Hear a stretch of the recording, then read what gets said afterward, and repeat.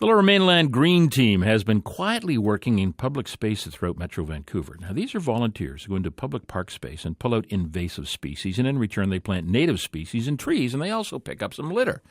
The team was formed a little over a year ago, and it's growing like a weed.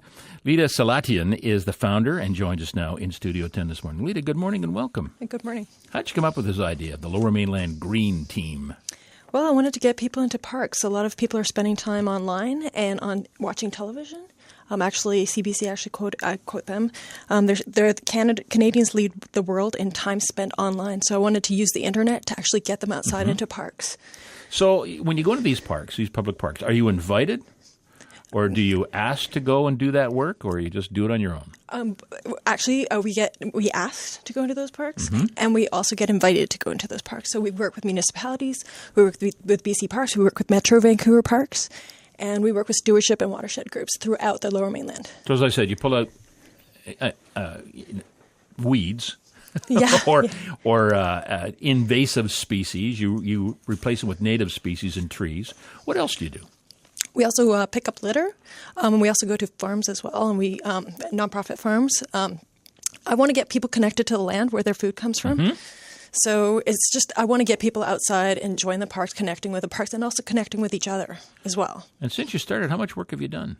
We've had 40 events so far. 40 events? 40 events. I've engaged 600 people.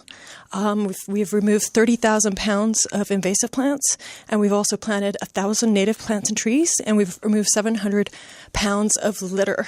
So this isn't a team as much as it's almost a small army. It is. How many volunteers have you signed up since you started the team? 1,071. Wow. Now, how do the municipalities feel about this? They've been very welcoming. They've treated us super well. They've been very supportive, and they've been very welcoming. Okay, let me ask you this. How do the civic unions feel about the work you're doing? Are you taking work away from them? I don't feel we are. We've been working alongside them, and I don't think there's any issues at all. But do you worry that perhaps as your services become more popular and free, that cities won't need employees to do this kind of work? There's so much work to be done. I'm not worried about that at all. Where do you get the money? I mean, this isn't free, so what are the costs involved in running the team? Well, I've been mostly doing it as a volunteer, but I partnered with the Pacific Parklands Foundation, which has allowed me to raise funds from places like TD Friends of the Environment and the Shine Foundation, the Gosling Foundation, and North Face Explore Fund. So they've given us a small grant. Like each of them have given us some money to buy pruners, loppers, plants and trees. Garbage bags. Yeah, refreshments, waste pickers. And so where do you see this going? I see this going far. Actually, I'd love to start other green teams in other areas in BC in the future, long-term future. But in the near future, I would like actually the Sitka Foundation gave us some funding to actually engage youth in parks doing Lower Mainland Green Team events during weekdays, youth and at-risk youth. So it's just amazing. So, Lita, could you see it expanding to perhaps shorelines as well? Absolutely, yeah, no, definitely. We've had events on shorelines where we've done cleanups at Blackie Spit, and for sure.